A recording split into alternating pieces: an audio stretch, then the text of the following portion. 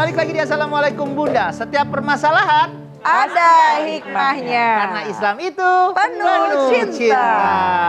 Nah Bunda, tema kita pagi hari ini adalah memaafkan kenapa begitu sulit. Sebenarnya memaafkan yang ikhlas gitu ya Bunda ya, yang sulit itu ya. Iya betul, pastilah. Nah Bunda di studio ada yang mau nanya, silakan. Aduh. Wah siap. Siap. Siapa? Siapa Bunda? Waalaikumsalam. Nama saya Lis Mariani dari Majelis Tahlim Tazkiyatunaf Bandung. Mau baper Bunda, Iya. saya mau tanya. Iya. Ada seorang anak membenci orang tuanya soal pembagian warisan yang tidak merata. Dan dia juga dikompor-kompori sama suaminya. Nah itu gimana Bun? Oh, jadi anaknya dendam sama emak bapaknya. Iya. Karena ada Gara-gara pembagian Warisan yang warisan tidak merata, tapi dia dikompor-kompori sama suaminya. dikompor-komporin itu maksudnya di dalam kompor. Dipanas-panasin. Diprovokasi. Diprovokasi. Ya udah gitu Bunda. Assalamualaikum warahmatullahi wabarakatuh. Assalamualaikum warahmatullahi wabarakatuh. Saya suka nih Bunda seperti ini nih. Nggak ada yang berani nunjuk tangan nih. Siapa yang mau bertanya berdiri. langsung? Oh, iya. Yang mau Kita langsung ngegeter. Iya. Nah Bunda gimana nih? Iya, Bun. Bunda. Iya. Ada anak. Bertanya pada bapaknya. Bukannya anaknya dendam sama bapaknya. Ya Bunda, Lisa seolah-olah pengen nyanyi tadi nadanya. Ngeprank. Ini anak dendam sama orang tuanya gegara warisannya nggak rata. Udah gitu dikomporin sama suaminya. Ribut aja neng. Waduh Bun. Ya. Bunda. Iya. Celaka orang yang mempunyai rasa dendam dalam dirinya. Dendam itu apa sih? Dendam itu nggak bakal mau memaafkan. Bun, udah maafin Bun. Udah ke rumahnya Bun. Ngelihat mukanya enak banget. Nah, Pak udah maafin Pak. Udah salaman Pak. Maafin sih udah. Salaman mantap tahun 2055. waduh.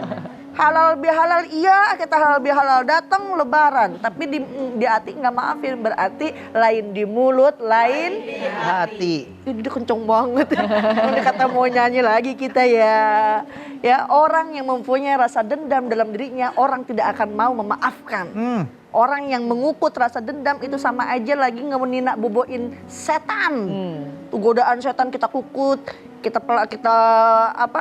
lus-lusin biar ada terus di dalam hati kita. Nauzubillah. Apalagi orang tua. Pintu surga itu Rasulullah SAW mengatakan banyak pintunya. Ada yang masuk dari pintu sedekah, ada yang masuk dari pintu puasa. Tapi al-walid awsatu abwabul jannah. Orang tua adalah pintu surga yang paling tengah. Fa in syi'ta, apabila engkau mau menyia-nyiakan, sia-siakan. Tapi kalau mau engkau menjaganya. Tuh orang tua. Makanya jangan pakai ribut gara-gara warisan. Ya Allah, ada orang tua juga kan Islam udah mengatur sedemikian rupa. Laki dapat 2, perempuan dapat 1. Ngapa perempuan dapat 1? Kan perempuan juga ada lakinya. Sama juga, adil-adil juga.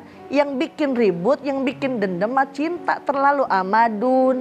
Ya, oleh karenanya kasih tahu, nasehatin, jangan dendam sama saudara. Nabi Yusuf segimana dimasukin ke dalam sumur, dilempar ke dalam sumur, dibilangin sama bapaknya kalau Nabi Yusuf kegegel sama serigala. Kegegel. Kegegel apa tuh? Kegigit sama serigala. Tapi apa Nabi Yusuf diangkat derajatnya sampai menjadi penguasa Mesir ketika berjumpa dengan saudaranya? Apa dendam? Enggak, dimaafin semua saudara-saudaranya.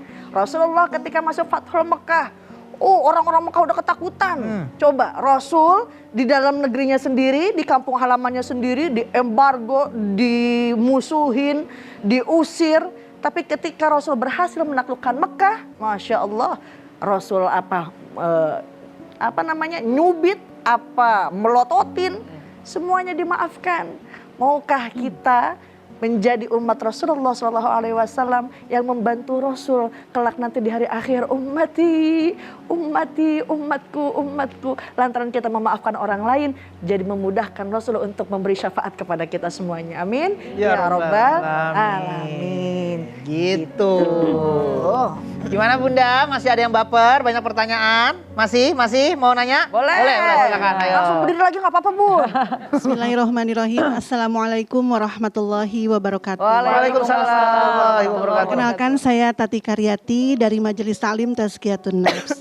Baper nih Bun. Iya. Bunda, kalau seandainya nih ada teman kita yang sering berbuat salah sama kita, terus kita maafin, berbuat lagi salah, dimaafin lagi. Wajar nggak sih kalau seandainya kita tidak memaafkannya gitu? Terus gimana nanti di akhiratnya orang yang tidak dimaafkan oleh orang lain? Gitu, Bunda. Obat sambel, Bang. Aduh, kenapa kok buat sambal? Iya, Jazakallahu khairan kasiran. Assalamualaikum warahmatullahi wabarakatuh. Olek lagi. Waalaikumsalam Baik, makasih warahmatullahi Bun. wabarakatuh. Jadi udah kepedesan, tapi Iya, pengen lagi olek gitu Bang, lagi. gitu ya Bun ya? Dimaafin, udah. Salah lagi, maafin lagi, salah. Berarti udah percobaan ketiga nih ya. Maafkan lagi apa enggak usah nih? Iya, baik Ben, Masya Allah. Ya itu lagi ya, kita kalau ngomongin masalah hati memaafkan susah-susah gampang ya Bun ya. Iya, Apalagi benar. udah kita maafin, begitu lagi. Maafin begitu lagi. Nah ini masih nyambung nih hadis yang disampaikan di segmen sebelumnya. Bahwa bagaimana ketika kita menghadapi orang itu yang bikin pegel hati. Bahkan hati ini kepengennya tuh membenci, hati pengennya membalas gitu ya.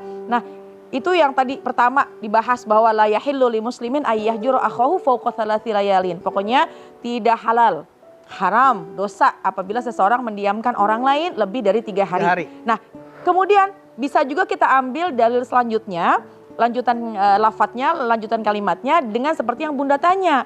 Yaltaqiyan, mereka ketemu nih Bang dua-duanya. Yang satu ini memaafkan, yang satunya lagi udah minta maaf tapi masih ada sesuatu yang mengganjal. Yaltaqiyan, mereka ketemu nih dua-duanya. Tapi fayuridu hada wa yuridu hada. Yang satu ngeliat ke sono, yang satu ngeliat ke sini.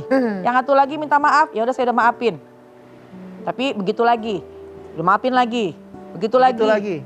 Minta maaf lagi. Udah akhirnya bagaimana? Udah pegel banget, udah pokoknya jadi kesel. Iya. Nah, wa khairuhuma kata baginda Rasulullah SAW, yang lebih baik di antara keduanya adalah alladzi yabda'u bisalam. Siapa orang yang mulai damai duluan, yang mulai salam duluan. Artinya apa? Meskipun mungkin main diem-dieman, dia udah maafin, kita udah maafin, dia minta maaf, kita maafin lagi, begitu lagi. Udah niat kita adalah kita tidak ingin memutus tali silaturahim. Itu yang pertama. Kalau memang dia minta maaf, udah saya maafin. Salah lagi, dia minta maaf, udah deh saya maafin. Belajar untuk bisa memaafkan supaya hati kita kuat. Kenapa? Karena kita pengen menjadi orang yang lebih baik di antara kedua golongan tersebut, yaitu yang tetap kita afsus salam. Tetap kita menebarkan salam. Dan juga dalam Al-Quran, subhanallah, Allah perintahkan kepada kita 3. Yang pertama, khuzil afwa. Jadilah kita orang yang pemaaf.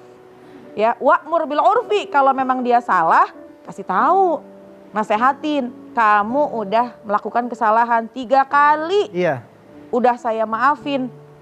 Yang kamu lakukan salah, rubah. Ayo berubah. Nah, itu kita sampaikan apa yang memang kesalahannya dia, Bang.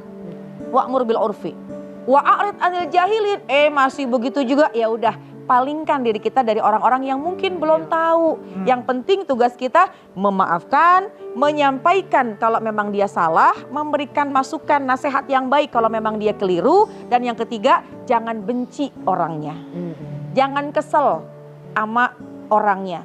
Boleh nggak suka dengan perbuatannya. Wa'arid anil jahilin juga termasuk jangan ngebales apa yang ia lakukan kepada kita. Iya. Dia udah melakukan kekesalan sama kita, ya udah maafin aja. Dia masih begitu, Maafin aja. Sebelum dia minta maaf, yang penting hati kita udah memaafkan. Betul, Masya Itu. Allah. Ini kedudukannya akan mulia di hadapan Allah Subhanahu wa Ta'ala. Berbesar hati untuk selalu memaafkan ya Bunda ya. Bun, tema kita menarik pada pagi hari ini. Setelah yang satu ini kita lanjutkan lagi, jangan kemana-mana, tetap di Assalamualaikum Bunda.